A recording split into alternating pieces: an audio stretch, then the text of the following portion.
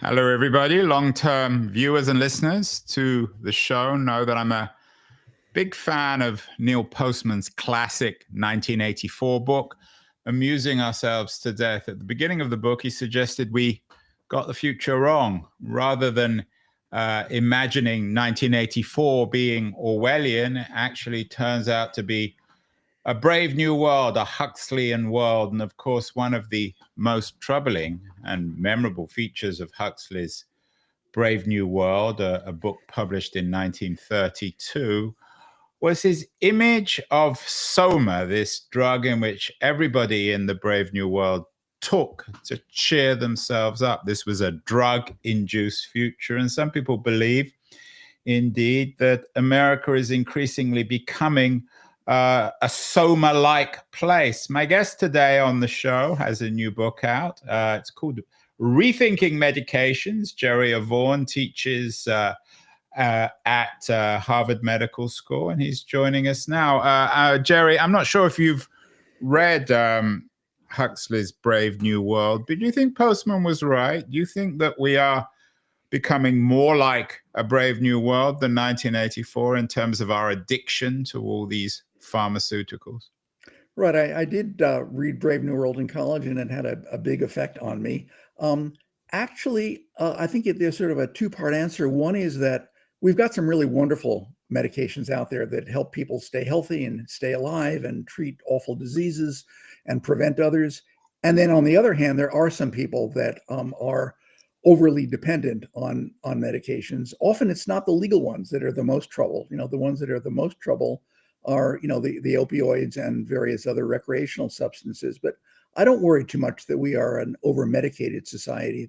I think our bigger problems are that we don't know enough about the drugs that we actually are taking. Is there such a thing, Jerry, as big pharma? We've had some doctors on the show who wouldn't appear to be particularly radical, certainly in their politics or in their lifestyle. But they believe, and they've written books about it, that big pharma is essentially not just wrecking American medicine, but American society. Well, it's kind of like, big anything, big agriculture, big oil, big pharma. These are enormous collections of very wealthy and powerful corporations, and they do some good things and they do some bad things. But I think to pretend that it's not a major force in our economy and in our culture and in our science would be to miss something. Yeah, there is such a thing as big pharma, and we need to get them to keep doing the good stuff and stop doing the bad stuff. So give us some numbers, Jerry. Rethinking Medications. You know your stuff. You teach at Harvard. You have this new book out, a very interesting book. The average American, how many pills a day do they take? Do you have any idea on that? Yeah, it's a tremendously variable kind of spectrum. That there are some people, as we all know, who take nothing, and then there's other people who will take 6 to 10 meds a day. And sometimes that's a good thing because those medicines are keeping them alive and healthy. And sometimes it's way too many. So it's not like there's sort of a median that is but there is an average. I mean, of course, there's always going to be some people who refuse to take any medicine, any pills, even if they're sick, and others who take too many. But what's the average? What's your sense, at least? My sense is that of people who take meds, probably the average is something like 2 to 4 a day. And is that too many? It all depends on the person. Like I said, sometimes it's fantastic that we've got access to those drugs because without them, people would be sick or dead. Sometimes they're junk that people don't need that somebody prescribed for them without thinking enough. And so it's both. We had a doctor, again, I won't mention his name on the show recently, who told me offline, I was asking him about one kind of medication that I take, and I don't even understand why I take it. And he said, he didn't quite put it in these terms, but he implied that we shouldn't trust our doctors, that we should always be skeptical, particularly when they tell us to take drugs for conditions which don't seem to us, or don't seem to the patient to be particularly pertinent. Is there some truth to that? How should patients negotiate this big pharma world? You use the key word, Andrew, negotiate. I think it should not be either a matter of unthinkingly doing whatever our doctors tell us to do, or us doctors tell you to do, nor should it be a matter of just rejecting it and being suspicious. I think negotiation, questioning, conversation is really the key. If a doctor prescribes something, I think the patient should say, okay, what's this for? Are there any alternatives? Will I be able to afford it? Rather than assume that the right response is, yes, doctor, whatever you say, or no, I don't believe you. It's something in the middle which needs a conversation. There's a lot in the middle, Jerry, but you've written this new book, Rethinking Medications, Truth, Power, and the Drugs You Take. Is there a crisis in the medical drug industry, especially from a patient point of view? Why did you write this book? Well, from a patient point of view, yeah, certainly an affordability crisis. If you look at what people spend per person on their prescription drugs, we Americans spend twice what citizens of other wealthy countries like, France, Germany, Japan, Australia, Canada. Don't mention Denmark, Jerry. Right. I'm glad I got away with mentioning Canada these days. But you look at, we're not talking about what people pay in Somalia. We're talking about what people in the industrialized wealthy countries pay. And we pay literally 2 times as much for our drugs per person. And the reason is that we've kind of given free rein to the industry to set prices wherever they want. And as it turns out, that we get a really bad deal as a nation in what we pay, and the companies are making fine profits in all these other countries. The governments there just say, hey, wait a minute, you can't get away with that. And our rule here is you can charge pretty much whatever you want. We even passed a law saying that it's illegal to negotiate price in the Medicare program with drug companies for most drugs. So yeah, in that sense, we are getting a bum deal. The sense in which we're getting a good deal is that we do have a lot of wonderful medications that, like I said, really are doing wonders for the people who need them if they're prescribed well. So, Jerry, if somebody wanders into their doctor's office and the doctor prescribes a drug, who benefits economically from that? Is it sometimes in the doctor's interest to prescribe drugs? Is that going to win them Super Bowl tickets from some big pharma company? Are they going to pocket some of the profits? Who benefits from this overdrugged, brave new America? Well, Andrew, often it's everybody but the patient. And what I mean by that is you're right that some doctors actually can make a ton of money on the markup of the drugs that they prescribe. That's particularly true of cancer drugs, but any very expensive drug. Often the doctor's able to buy it wholesale and sell it retail, for example. And sometimes that's a major source of income for the doctor. But there's also a lot of other players involved. We have these middlemen called pharmacy benefit management companies, and they kind of insert themselves into the middle of the process, and they sort of move around who prescribes what, depending upon how big a rebate they get from the manufacturer. So there's that mischief. And clearly, the drug companies are charging well more than it cost them to make, and even well more than they need to pay back the research they put into the drug. So in a sense, everybody is skimming a bunch of dollars off the top, except for the poor patient, who either gets stuck paying the bill or gets stuck with pretty high premiums on their insurance. Or if they're taxpayers, they get stuck, helping to pay the federal government for those bills. You teach at Harvard Medical School. I assume that somebody at the medical school is teaching these doctors or almost doctors ethics. Why are some doctors, you're suggesting, I know it's not going to be all doctors, but why are some doctors then participating in this immoral circus? Well, I think a lot of doctors convince themselves that this is part of the business model of being a doctor these days. Oh my God. So the business model is basically giving their patients pills, which they don't really need, but doctors will profit from. Well, they may need them, but I think or they may not. But even if they need them, I think what doctors feel is that the markup that they can get by buying the drugs wholesale and selling them retail, either to the insurance company or to the patient, is part of their revenue system. And they often feel that They get undercompensated for taking care of poor patients. Sometimes they do charity work, and they see the markup on the drugs. It's not as if they're giving people things that they utterly don't need, but I think they see that you can do better if you prescribe drugs where there's a big markup, particularly in some of the specialty fields like cancer. You seem a very reasonable fellow, Jerry, but to me this is outrageous, isn't it? Oh, there are so many outrages, Andrew. It's hard to know where Well, to I mean, you've begin. written this book on the. Yeah. I mean, we could be outraged by all sorts of things today. No, but, I mean in the medication but system. in terms of rethinking medication, this is one of the more outrageous elements in this rotten economy, isn't it? Right. No, I wasn't referring to the world as a whole where there is rotten things, but I think in the whole sort of ecosystem of medications, there's a lot of things to get upset about in terms of, what, for example, why should a company charge $160,000 a year for a cancer drug that was completely discovered on the basis of grants from the federal government and taxpayer dollars? But one of the examples in the book is such a drug. I think that upsets me more. The whole notion that the public is really underwriting a very expensive and very effective research system. And then we passed a law in 1980 that says that a university can then sell the rights to that drug, even though it was publicly funded.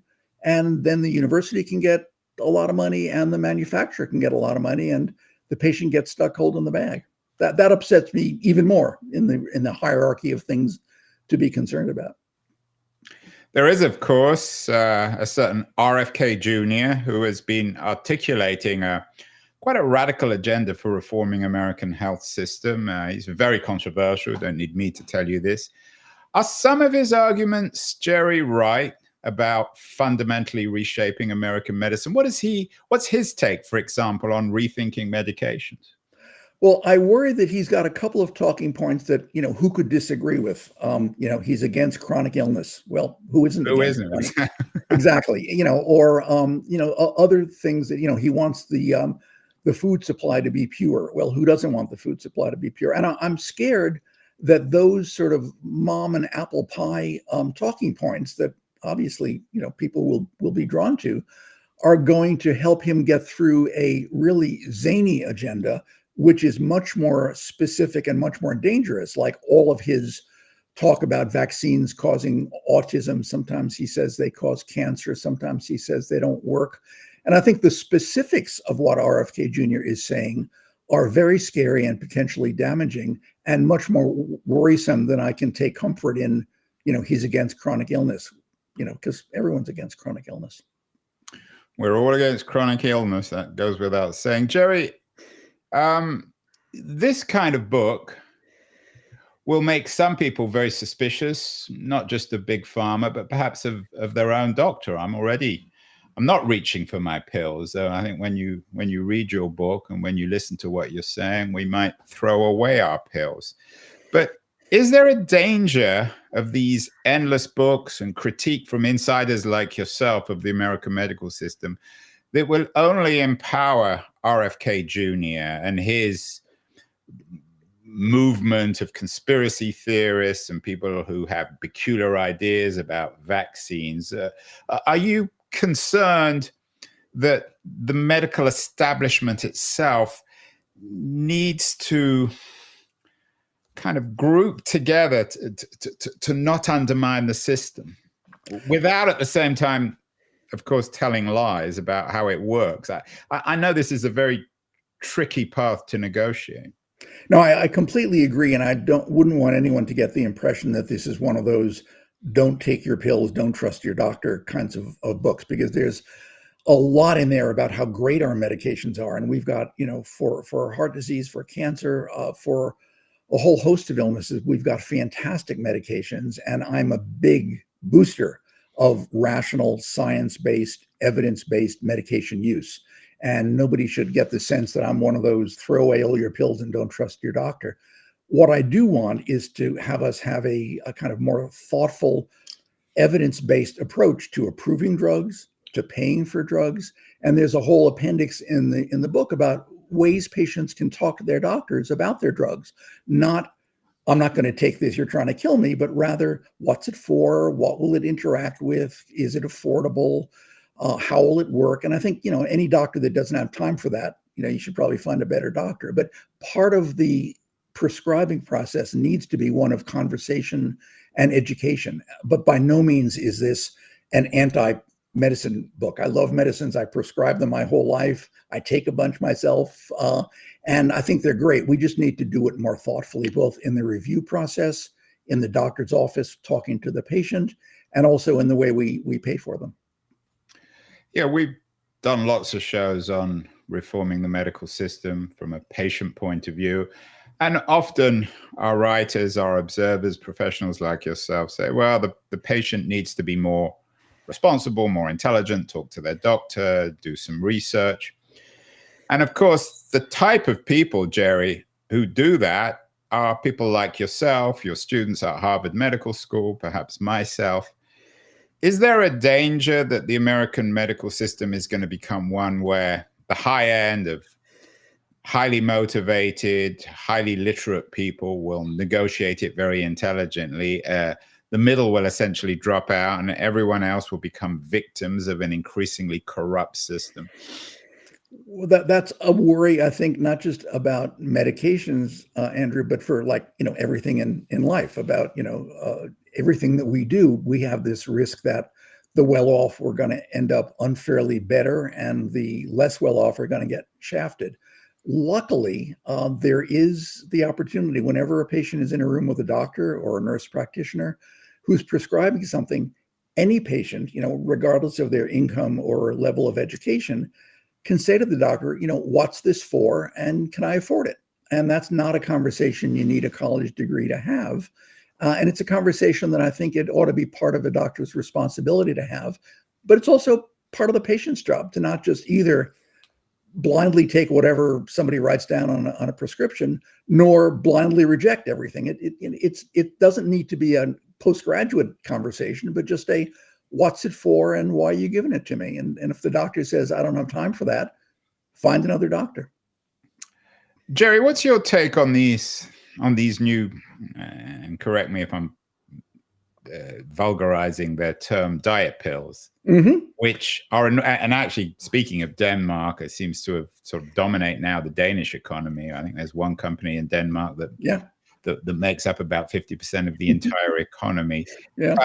Ozempic and all the others, are they very much in keeping with the thesis that you make in rethinking medication? I really like those drugs a lot. I just wish they weren't so damn expensive, because if they didn't have a list price of $1,000 a month, I think we wouldn't think twice about wanting more people to be on them, not just for diabetes, but also for weight loss. And it turns out they prevent heart disease, they prevent kidney disease. They really are, I think they will go down in history as one of the most remarkable scientific discoveries of this decade, or maybe even this century medically. And frankly, if they didn't cost so much, we would not even be worrying about them. But they do cost $1,000 a month, which is terrible. And we are at risk of really, going broke in the healthcare drug system because of the fact that they are so expensive. But in terms of safety, in terms of effectiveness, they really work very, very well. And I wish everybody who needed them could get them. But unfortunately, there is that price, which is a real problem. Yeah, and you obviously know much more about these pills than I do, but aren't there two questions on it? Firstly, there are some side effects. And when I was researching this show, some people apparently get swollen feet, and some people have fevers after taking these pills. But secondly, they are by definition addictive, because once you go on them, you're stuck. Because if you stop taking these pills, then you'll put weight back on. So aren't they problematic in that sense, with or without their cost? Sure. We would much rather have a drug that you could take, for 6 months and then you'd be fine. That is not the case here. And we also do need to do a much better job of having Americans, eat better and exercise more, and all the things that, everybody's grandmother's been telling them for generations. And I think if that were the case, And if we didn't just assume, oh, here's a pill, I don't have to worry about what I eat, I don't have to worry about exercise, I'll just take the pill. That's not a good way to use these pills. And I'm hoping that we might be able to get to a point where people can use these drugs as part of a total management plan of learning what to eat, about getting up and around more. And that might enable people to shed the pounds and to then keep them off without the pills. And that's an area of a lot of inquiry right now. But you're right. If you just take it and say, oh, great, I'm not going to change anything in my life, as soon as you stop taking the pills, the pounds are going to come back. Yeah, and you mentioned earlier, everyone's grandmother gives the advice of eating less and exercising more. People have known that for generations now, but it seems as if fewer and fewer people do it. So these pills will only make people less dependent on exercise and might actually result in more ill health. I mean, we can't blame medications entirely for this, but America is increasingly an unhealthy society, especially when compared to other industrial societies, isn't it? Right. That is certainly true. And I remember we had a similar conversation back when the statins came in for cholesterol. And they also, sort of like these new GLP-1 drugs, work really well, have got remarkably few side effects considering all the good they do. But there was a concern that, oh, if I can prescribe somebody a statin like Lipitor for their cholesterol, they just, won't want, they'll have cheeseburgers 3 times a day and never leave the couch and watch TV all the time. And some people said, well, that's a problem. Maybe we shouldn't use these drugs because for exactly the reasons you're mentioning, they might sort of encourage slovenly behavior. And yet I think what we learned over the years is that the way to deal with slovenly behavior is not to deny people medications. I think it's to give them medications and to, at the same time, and this comes back to the conversation with the doctor that I try to help people think about in the book about what to say to your doctor about how do I use this. It's incumbent on the doctor not to just write a quick prescription and send the patient out, but to say this is part of a whole package of stuff you're going to do. You're going to take the pill, you're going to watch what you eat, you're going to get around more exercise-wise. And if people really did that instead of just writing a script and sending the patient home, I think we would not have this problem of the weight comes back the minute you stop. In technology, Jerry, when something comes out at first, the iPhone, for example, it was incredibly expensive, or some of these 3D technologies. And then after a while, when it acquires mass adoption, prices come down. Is that true also with drugs? You've talked about these GLP diet drugs. They are currently pretty expensive. I think about $1,000 a month. Right. Should or will the prices come down as these pharmaceutical companies achieve what, at least in Silicon Valley, we call scale? Or is the problem because of the sort of Byzantine privatized nature of the American medical system, that prices are not really affected by the market? Yeah, I think you put your finger on it in that last phrase, Andrew, that we have, and one of the things that frankly upsets me, more than most things around medications, is that we have allowed our patent laws, for example, to become so abused that, okay, fine, if a company discovers a drug and it's great, they deserve to be able to have a government-granted monopoly called a patent on it for a period of years. But what my colleagues and I have discovered, and I write about a bit in Rethinking Medications, is that we've now allowed the patent system to build up what they call a thicket of patents around the drug. So you've got the patent on the original product, and when that expires, there's about 10 or 20 or 30 additional patents that the companies take out. And it becomes so bizarre, like inhalers, for any of the listeners or viewers who might have, chronic lung disease or asthma. They will know how these inhalers, which have very old drugs in them, have been so expensive for so long. And that's because we allow the drug companies to not just patent the drug, but to patent the little counter on the inhaler, to patent the strap that the lid for the inhaler goes on, and to do all these additional patents that really are not fair, but enable them to build this patent thicket around it so that essentially the patents never expire. Our colleagues in Europe are much more savvy about that, and they say, you get a patent for the drug, that's great. When the patent expires, it goes generic. We've allowed the brand name manufacturers to kind of do an end run around that. And that's one of the reasons our medicines are so expensive and don't do what you were just describing. So it's more than just going into the doctor's office. There are broader political challenges, patent reform, blame the lawyers. Where will that come from? Given the power of big pharma lobbying, will it come from politicians, for example, perhaps increasingly running around issues like this? It's not the sexiest of issues, but on the other hand, it touches on most people. Do you think politicians need to be more outspoken in addressing some of these issues? Yes, and if I may disagree, I think it is a sexy issue. I mean, in the sense that most Americans are affected by unaffordable drug prices, and I think if the politicians could get their wits about them and say they're going to do something about it, that would be a real winning issue for them at the ballot box. But unfortunately, the largest lobbying group in Washington is the pharmaceutical lobby, and they've got politicians on both sides of the aisle kind of beholden to them because they are enormously big donors to both parties. We did make some headway in the last administration where there actually some laws got passed about trying to restrain drug prices. There was a very dynamic new head of the patent office who was in charge of things. There was a very dynamic head of the Federal Trade Commission. And after the November elections, both of them left their positions.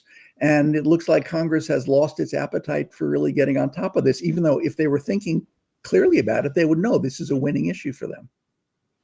Why is it a winning issue, though? I mean, you think it's sexy. Insurance is in the same sort of ballpark, and it affects people, but politicians don't run on it. I mean, are there politicians? Elizabeth Warren comes to mind, Bernie Sanders, AOC. Are there perhaps more progressive politicians on the left who address it? Does Trump say anything about it? Well, Trump just recently issued an executive order that he said was going to rein in drug prices. And my colleagues and I have looked at it, and we're not impressed that it's going to really make a big dent. The same week, he announced big tariffs on pharmaceuticals. And what that's really going to do is, since most of our drugs are made overseas, what we do know is going to happen is that those big tariffs on pharmaceuticals are going to raise the sticker price of the drug, not just down the road, but when the patient goes to the drugstore, this year. And so he's kind of heading in the opposite direction in that regard, I think. So it's a kind of government tax on drugs. So when someone usually paid $100 for their monthly drugs, pills, it will end up at 120 when they show up at the pharmacy, and they won't even understand why it's gone up. You got it. Or even more than that. And his rationale is, well, we want the companies to make their drugs in America, which is nice, but you don't just kind of pick up your factory and move it to America. It's going to take many, many years before they can create a manufacturing presence in America. Where, Jerry, are most of these drugs are manufactured? Southeast Asia? India and China. That is the source of most of our generic drugs.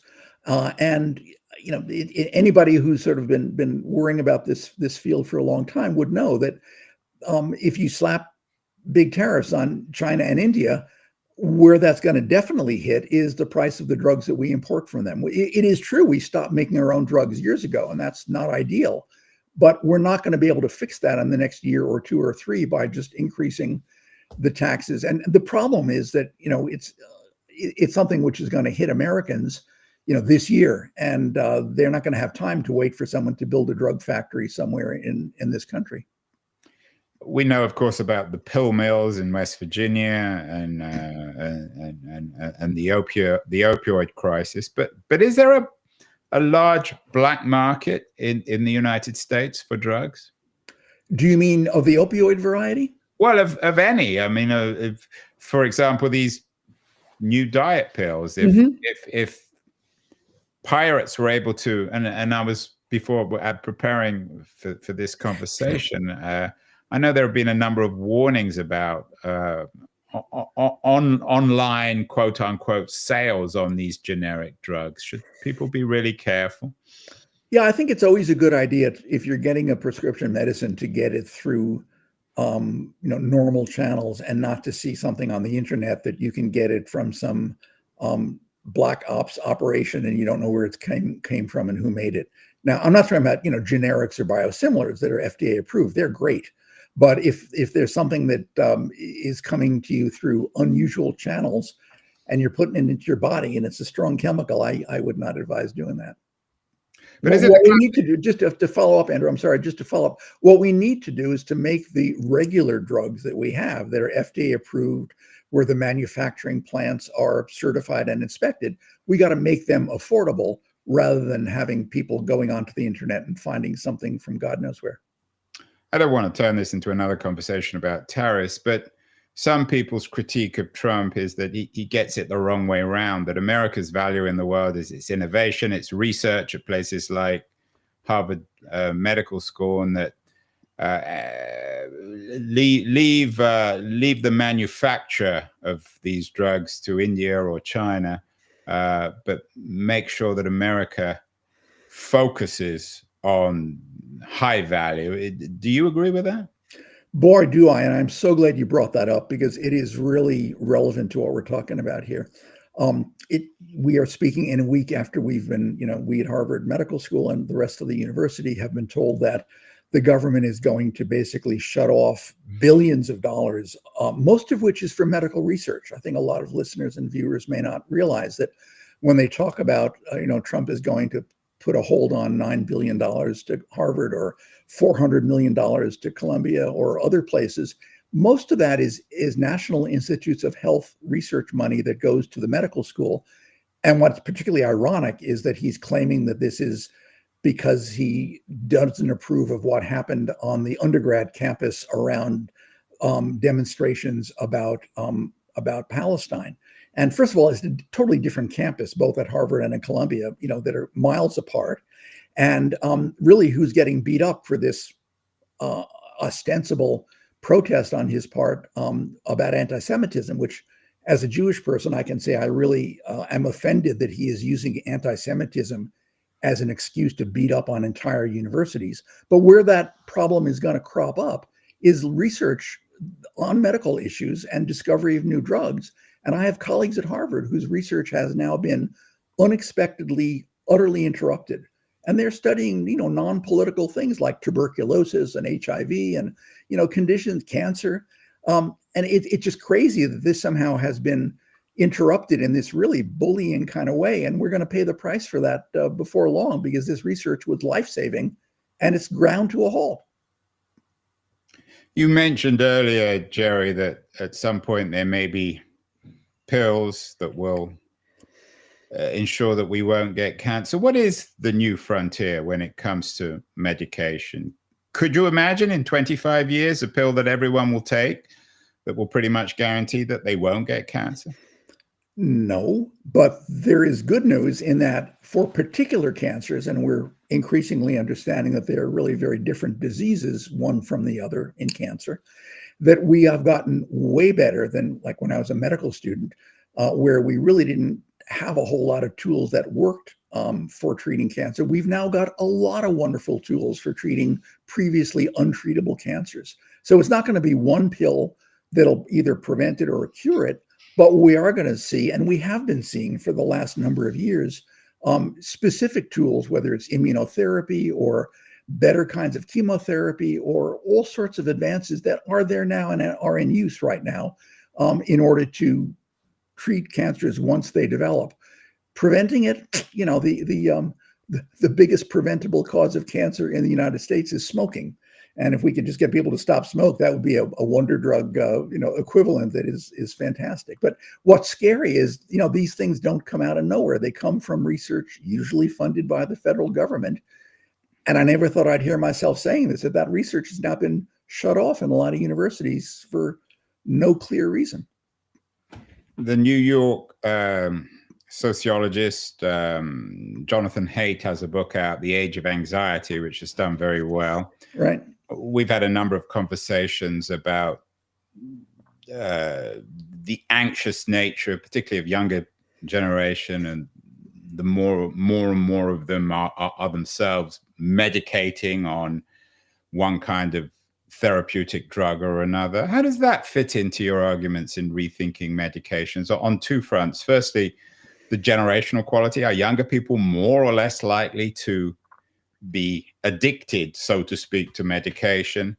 And secondly, are you particularly concerned about drugs which deal with mental health, given the supposed epidemic of mental illness in post-COVID America? Yes, I am, and I'm glad you raised that. By contrast to all the great discoveries we've made in cancer, we've really not moved very far in many decades in drugs for mental health. We've mostly Mhm. got the same old drugs that we've had. What has changed, though, as you say, is our reliance, and I don't mean doctors, I mean parents, kids, the culture, as well as doctors, on medical solutions to human problems. And I think that's the issue that Haidt raises in his book about, if we are basically becoming a very atomized culture with, kids spending more time on their devices than they are with their friends or with their families, then they are going to become progressively more isolated and anxious and depressed. And we know that. And we know that ironically, some of the social media companies cultivate that because they can, do better financially if somebody is really kind of addicted to their platform. Speaking of addictions, and yeah, so I worry that the drugs that we have, people are turning to much more as a solution to the fact that their adolescent is depressed or nervous or unable to concentrate or whatever. When perhaps in an earlier time we might have said, "Hey, let's figure out a way that we can either modify the kid's environment or make sure that the school system is able to deal with it." Now there's too much of a tendency to say, well, what can we prescribe for it? And that's just not going to get at the problem. Why, Jerry, has there been so little progress? Is it because scientifically it's a particularly tricky field, there's less investment? One would have thought, given that big pharma wants to make money and the enormous demand for these new medicines, that this would have been an area of enormous progress. Yeah, one would have hoped. And I think it comes down to the fact that of all the organs in our body, the brain is by far the most complicated.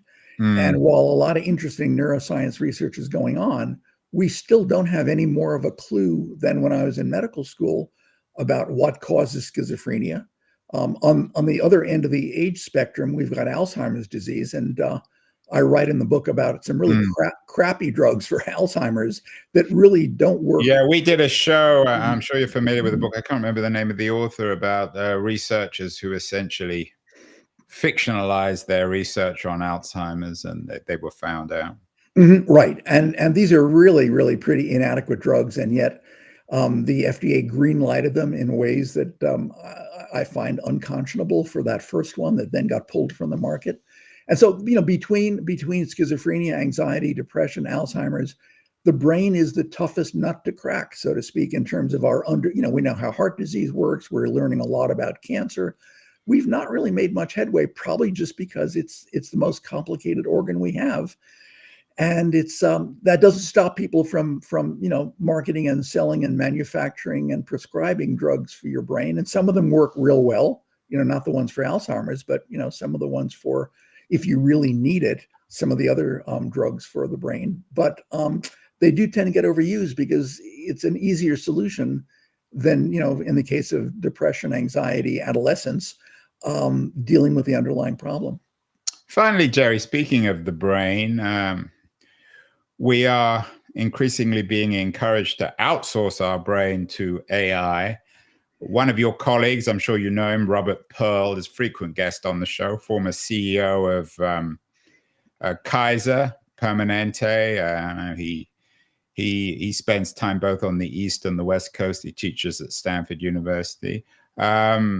He's cautiously optimistic about AI solving a lot of the problems rather than addressing the bigger issue of AI. How might it enable us to rethink medications? If we go to the AI doctor, are we more or less likely to be able to rethink medications? And might AI indeed enable revolutionary research when it comes to the brain itself?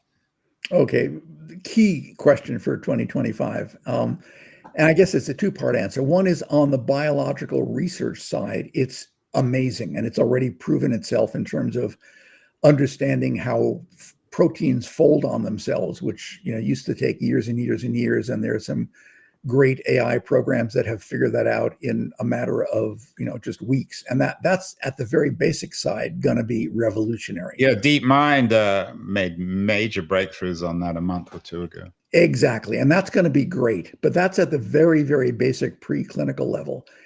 The other bit of good news is that at some point in years to come, I think AI is going to be helpful at the clinical level in terms of thinking about what medications a person ought to be on. But right now, we're in the earlier stages of it. And I give an example in the book in which somebody, actually Google put up when it was first launching its AI overviews, where if you said, what's a good way to maintain calcium? And the answer it gave you was eat rocks.